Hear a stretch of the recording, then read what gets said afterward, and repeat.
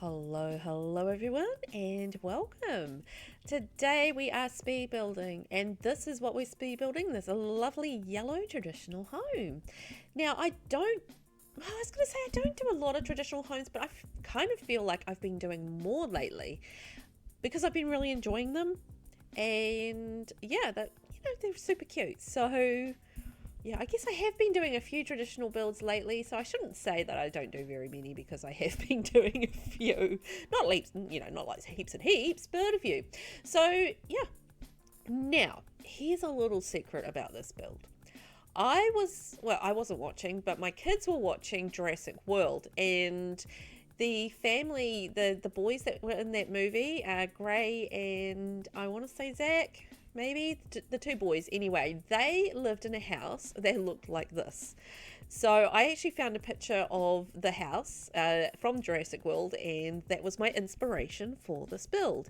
I don't think I got it like exactly the same, but I got it pretty close. So if you ever see Jurassic World and you're like, oh, I know, Velvet built that house, you'd be right. I kind of did. As I said, it's not exactly the same, but that was my inspiration for this build, was the house from Jurassic World. I thought, like, when I saw it, I was like, ooh, yellow, that's super cute. Yeah, it was just a really nice little build. And I actually did this as a limited pack build. Now, don't ask me which packs, because I can't remember. I can see it's Strangerville. Okay, so it will be base game, Strangerville, Romantic Garden, I think possibly Backyard Stuff Pack, and the My First Pet Stuff Pack, as well as... No, those are the 3 free packs that we've had lately, right?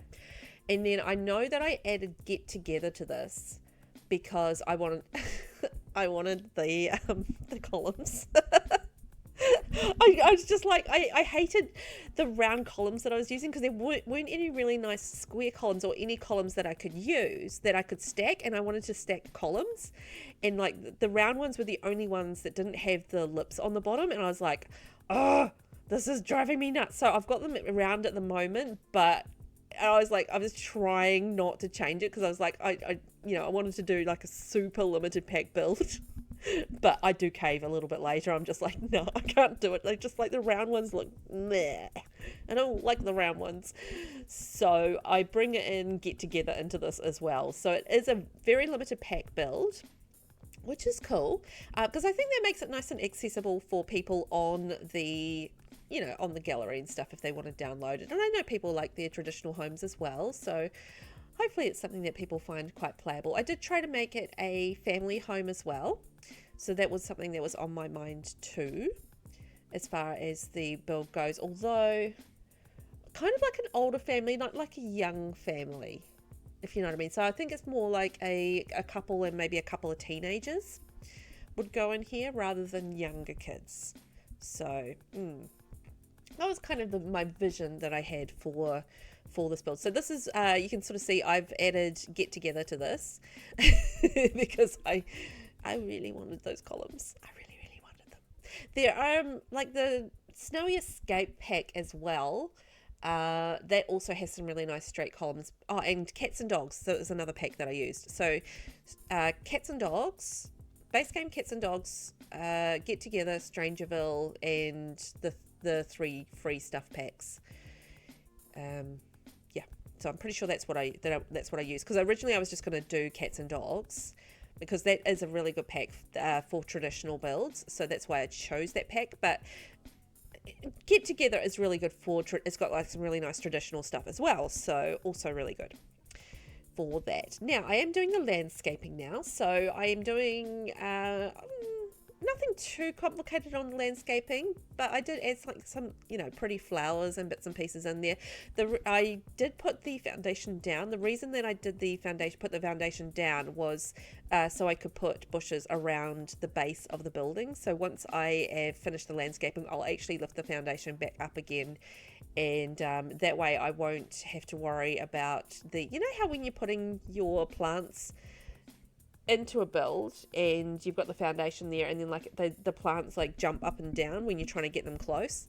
Yeah, that's the problem that I'm avoiding with this. So the plants actually stay in place when you lift the foundation up, and it means that you can get the plants nice and close to the edge of the building just as you please. So that's the reason why I did that. And I'm just going really simple, just putting this is a debug tree, so I actually am lurking around in debug. I'm pretty sure it is base game though. I just really like the fact that it's got like, it just kind of has like a tilt to it, like the wind is blowing it. It's just, yeah, it just one of those trees that has a kind of movement to it, which I think is really cool. And what was I going to say?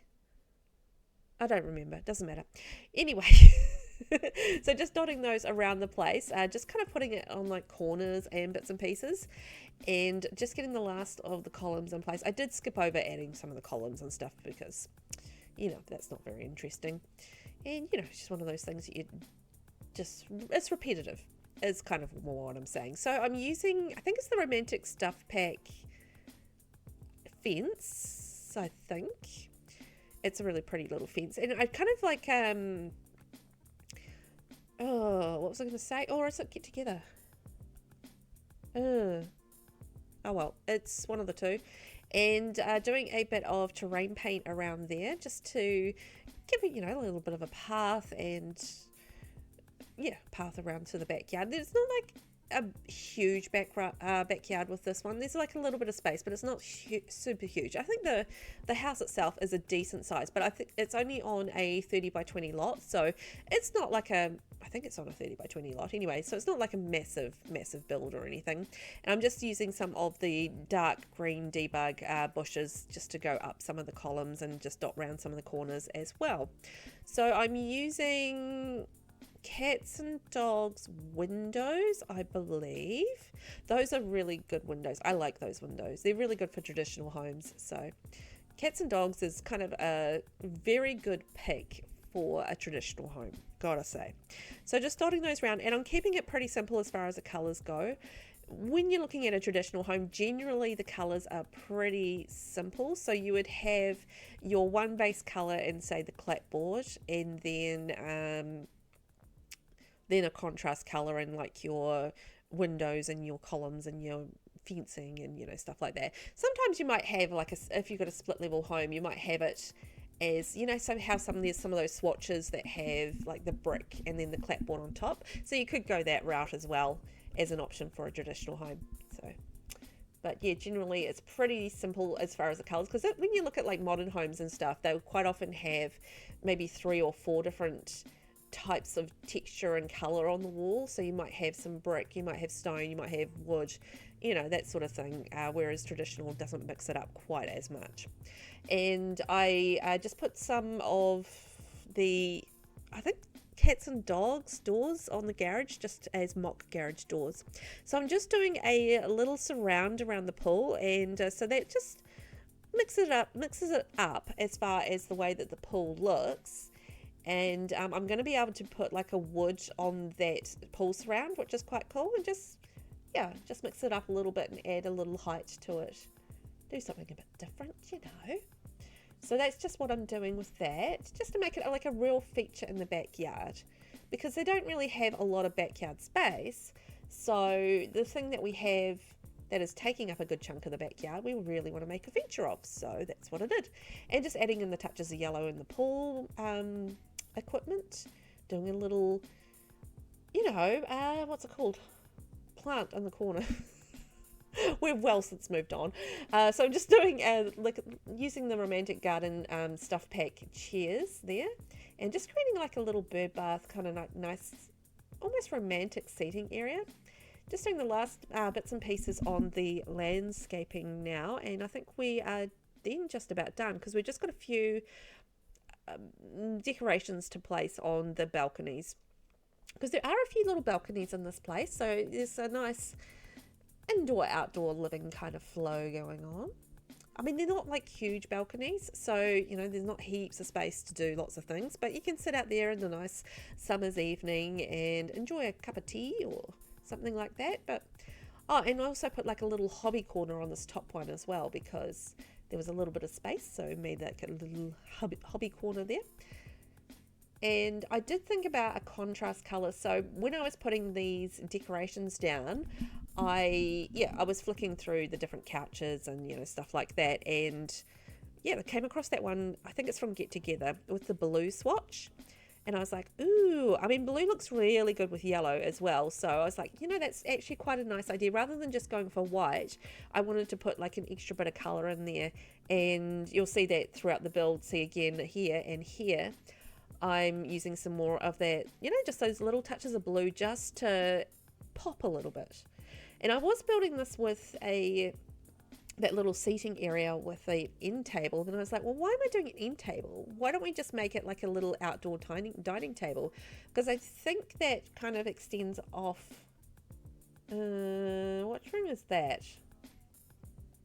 Yeah, that's from the kitchen dining area, I'm pretty certain. So it's actually quite good for there to be like a nice little outdoor area where where they can have a little seat. There's a secondary outdoor area here with more seating, but this is off the living area. So I feel like that's more sort of an entertainment eating area, whereas the other little balcony seating eating area is more of, oh, it's a nice morning, let's go outside and eat and have some breakfast. That kind of more casual kind of dining dealio. So we are now on the inside, and it is time to work out the floor plan. Oh, what fun. So downstairs we are going to have a bedroom and a bathroom, as well as living, dining, kitchen. And upstairs we are going to have 2 bedrooms, 2 bathrooms. I think, pretty certain this is going to be a 3 and 3. Let me see. 1, 2. Yes, 3 and 3. So yay. Oh, and we do have a garage. So that's cool. I don't always do garages. Obviously, because garages are not a functional thing in The Sims 4. So realistically, space-wise, there's not really a lot of reason to have a garage beyond the aesthetics of one. But there is if you are making it functional, I think having it as a kind of a hobby area really does make sense to me for a garage. So that's kind of the direction when I do garages. That's usually the direction I kind of go with them, as like a little, either a hobby or a hangout area, because obviously we can't actually use it as a garage because we don't have cars, or we only have debug cars that don't work. So I'm doing something a little bit different with the kitchen, as you can see here. So what I've done is I've created some spandrel / column areas with half walls to create like a little closed off kitchen area, but that's still open, so you can still see really well into the kitchen, but it is definitively divided off, so that it's a separate sort of area.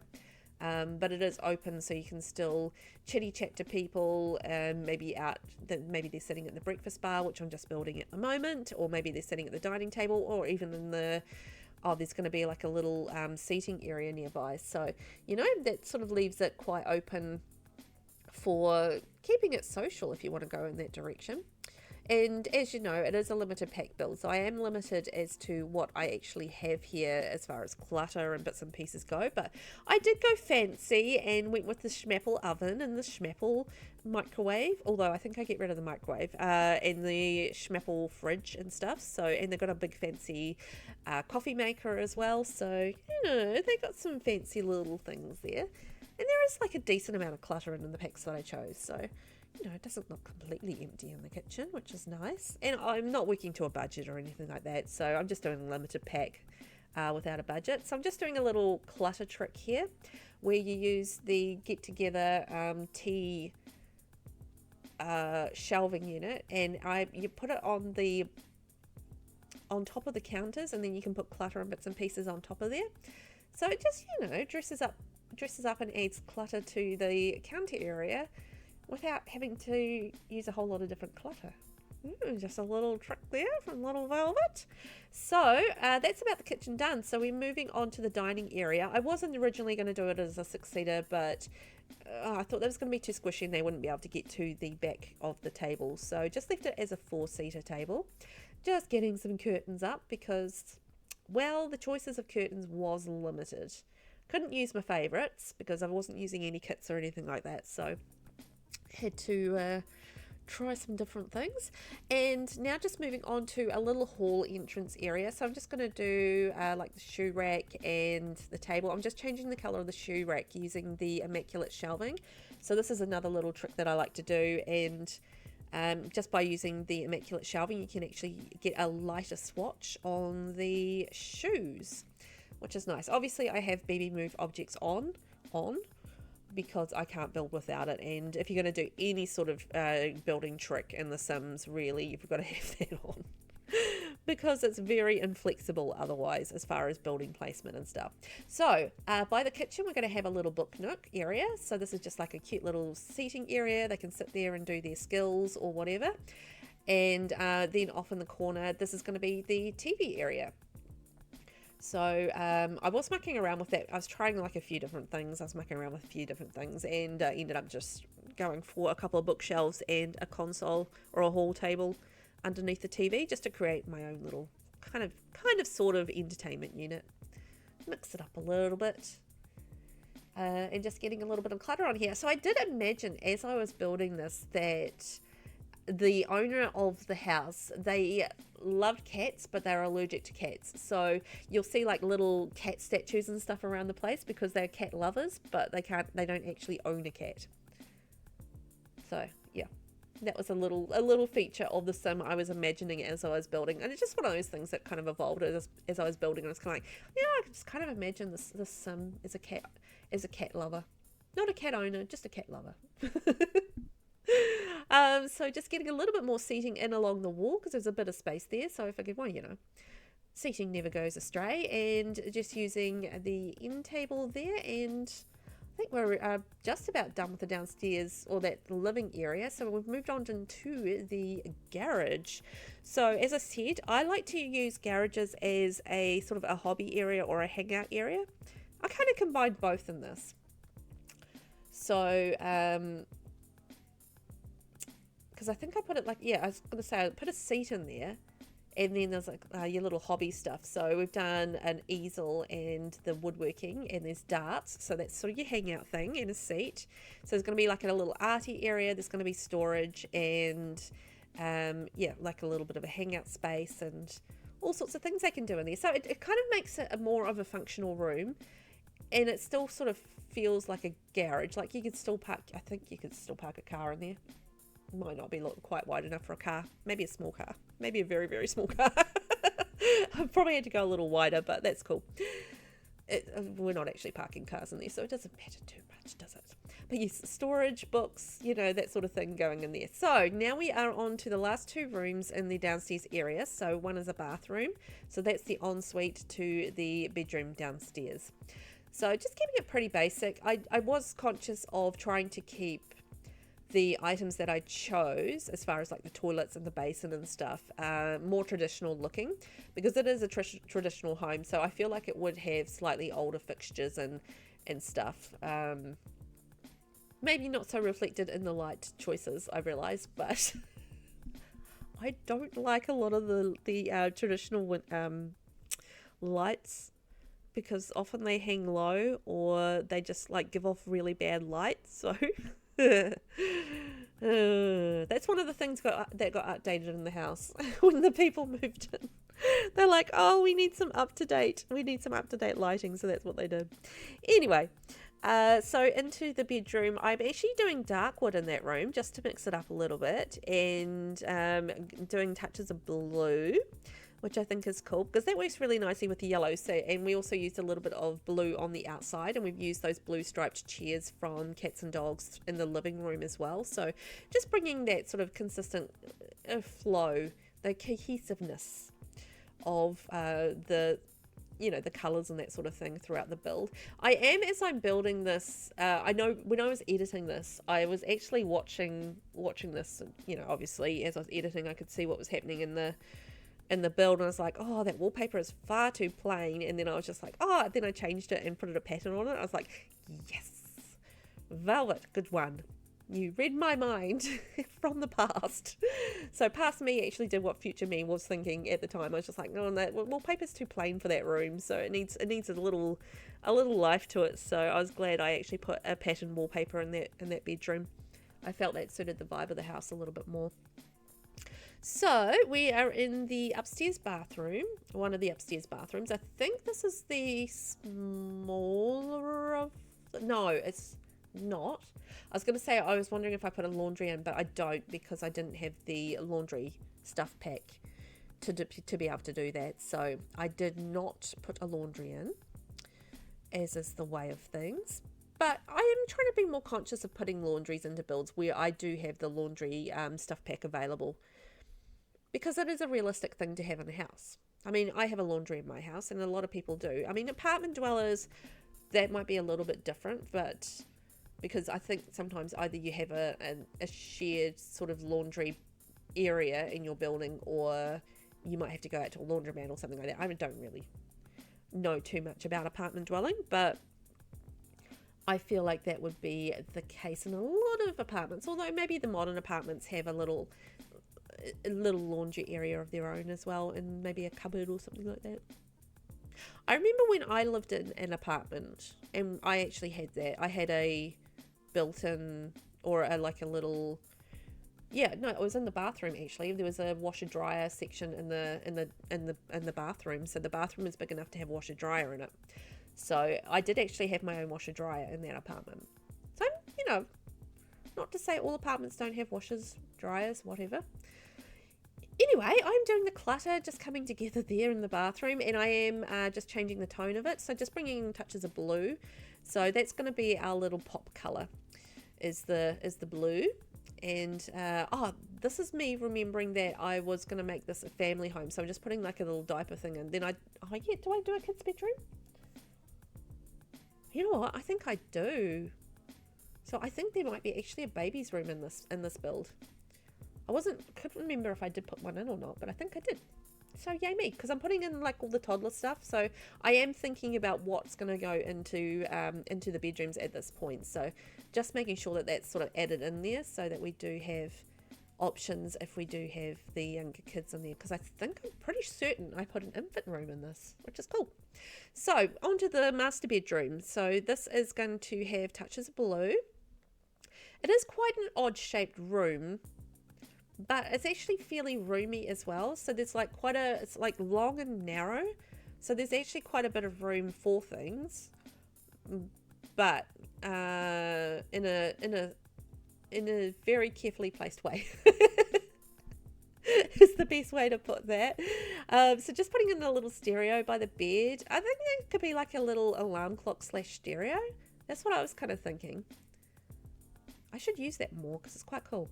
So I'm doing a walk-in wardrobe there. So I didn't want to do like a separate dressing area, although I think I'd maybe do what did I do? I think I do a mirror. I don't think I do a vanity. Yeah, I do a freestanding mirror instead of a vanity. Oh, that's right.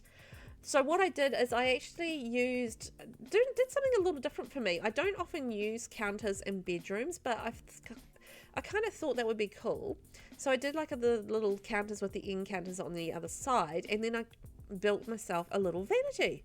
So I thought, well, you know what? That would be quite a neat idea. So that's what I did. Not that the options for clutter to put on the vanity were huge. Like there wasn't a lot of stuff to choose from, because, you know, I didn't have some of the lovely good things like the everyday clutter kit or anything like that available. But, you know, there's enough stuff to make it look like the thing that it was. So I was quite happy with that. And just did like a little nook down there, just a simple little seating nook.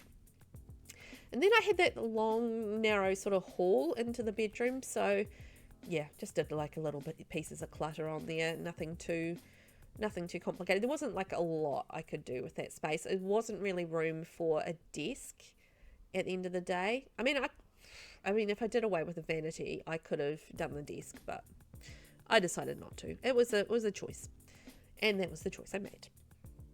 You know, ended up using that little ballerina statue. I thought that was quite cute. I think it's a locked item. It's either debug or a locked item. I can't quite remember. Okay, moving on to the next bedroom. Hang on, is there 4 bedrooms in this? No, 3 bedrooms. I'm just imagining things. Okay, so this is going to be the infant room that I was talking about. So this is going to have an infant bed. So there should be space in this bedroom to upgrade it to a toddler bed, and then you can just switch it to a kid's bed, etc. as they grow older. So I just, thought about cute little lighting and decals and the hanging crib thingy-majiggy. I forget a mobile. I was like, I cannot remember what that's called. So yeah, just did like little cute things around the room. I kept it, did I keep it yellow? You know what? This is a 4 bedroom. Because I'm absolutely positive I do a kids room as well. So this is actually a 4 bedroom room, 4 bedroom, 3 bathroom house. Oh, what a moose. Yes, because I remember I keep this yellow, and I'm pretty certain I do a second kids room, which is with an actual kid's bed, so like an older kids room. So yeah, oh, this is a real family house. Yay me! But there between the packs that I chose, there's actually some really cute kids stuff. So it was actually, because of the packs that I chose, it was actually a really good thing to do kids rooms. Between my first pet stuff pack and cats and dogs, there's some really, really cute kids stuff.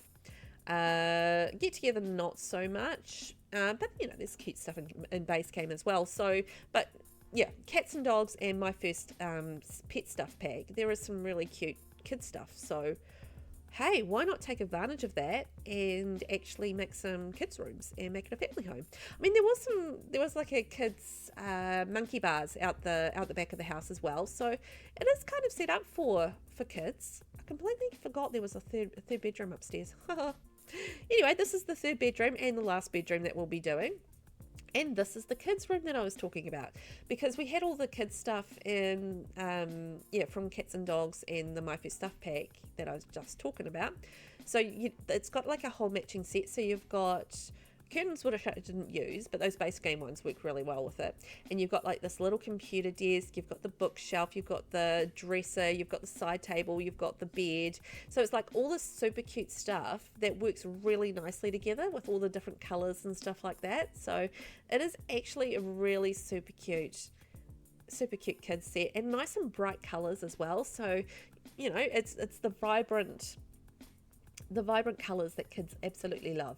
And I managed to pack like quite a bit into this little room, because it's not the biggest of rooms, but we packed quite a bit in there. There's like lots of toys, and there's, as I said, the computer, there's a bookcase. I think we even get like what's it called, dollhouse in there. I think we get a dollhouse in there as well. So as I said, it's not the biggest of rooms, but we managed to squeeze quite a bit in there, and it'll be like quite a fun little kid space. And I went contrast, so rather than doing yellow with blue, I went blue with yellow, which is kind of the opposite of what I did with the infant room. See what I did there? Just to mix it up, but it's still in the same color ranges as we've done throughout the rest of the room. Oh yeah, and I even got a drawing table in there as well. I had to switch things around to make that work, but I made that work, which is really cool. And yeah, and that little bunny that's in the corner, that's a locked item as well. I think you unlock that through doing some Easter thing, I think. Maybe that's the Easter egg hunt thing. I don't remember. Anyway, just doing some cute little stars, lighting it up there, but getting some more yellow on the wall. Looks really pretty. I like how this room came together. I love a nice bright kids room. I think they're super cute. And I think the only thing left now is to just finish off the hallway, and we're done. So 4 bedrooms, 3 bathrooms, and yeah, it's a real family home. There's lots of hobby stuff because we've got the garage as well. So there's lots of little hobby things and hangout stuff to do in the garage, and we've got like a nice big living, well, sort of big living area and stuff. So yeah, I'm really happy with how this one came out. Like, it doesn't look that big, but you can actually get quite a lot in there, which is quite nice. So just doing like a couch table, you know, nothing too complicated out here. And then I snuck in a little computer area just in this little nook by the stairs, because just because of the way the window fell, I actually had to pull that wall in a little bit more so it would all fit nicely. But yeah, I think that's just about the inside of our build, and then we can do a tour of what we've done. So let's take a look. So this is the exterior, so I think that's come together really nicely. I'm really happy with how that looks. It just really looks like a traditional suburban family home. I feel like I accomplished my goal, which is cool. But you know, you've got your little modern touches of a nice pool. I mean, that's not something you necessarily get in a traditional home. That's something you'd probably put in as you move in. You'd have to get that dug in, I imagine. But that would be a nice little modern touch. And we've got, like, you know, lots of outdoor seating, so you can sit out there on the balcony and enjoy that sunshine that's pouring in. And then looking down, this is the floor plan of the house. So this is how it all looks on the interior as far as the floor plan goes. And let's go inside and take a wee look at what we did. So that was our book area. This is our TV area here. So plenty of space for the family to sit down and enjoy some family time together. That's our hall / entrance area, which takes us through to the kitchen. So our little divided kitchen area, which is still quite open. And I love all the little bits of clutter and like the lived in feel of it. I think that's really nice. Like, it's nice without being super fancy, you know, like you can see a family in that home, and then you can see over to the dining area there. So pretty simple. But I did like that little chair there, because I thought, you know, the toddlers, if there's a toddler or something, they could sit on that. And then into our garage, which is our little hobby / hangout area. And then upstairs we have our computer. I did forget the bedroom downstairs, but I think I go back to that. And then into the first kids room, which is the last one that we built. So beautiful and bright and yellow and on theme with the rest of our house. I think that's a real pretty room. And then heading through to our infant room. So this is the opposite of the other room. So it's yellow with blue instead of blue with yellow, or the other way around. So yeah, so there's a couple of kids rooms, which I think is going to be great for an expanding family. And then there's a kid-friendly bathroom there as well. So you got your diapers and you got your potty and, you know, all that sort of thing. And then moving into the master bedroom there. So this is the same as the infant room with the yellow walls, and then you got the touches of blue in the furnishings, which I think is really nice. And then that has its own ensuite here, which we can see here. And that is prepared for kids as well, that little bathroom ensuite area. And here is the final bedroom downstairs, the one that I forgot. Whoopsie daisies. And that wraps up our build. Thank you so much for watching. I hope you enjoyed it. Don't forget to hit subscribe if you haven't already, and I will catch you in the next one. Bye bye.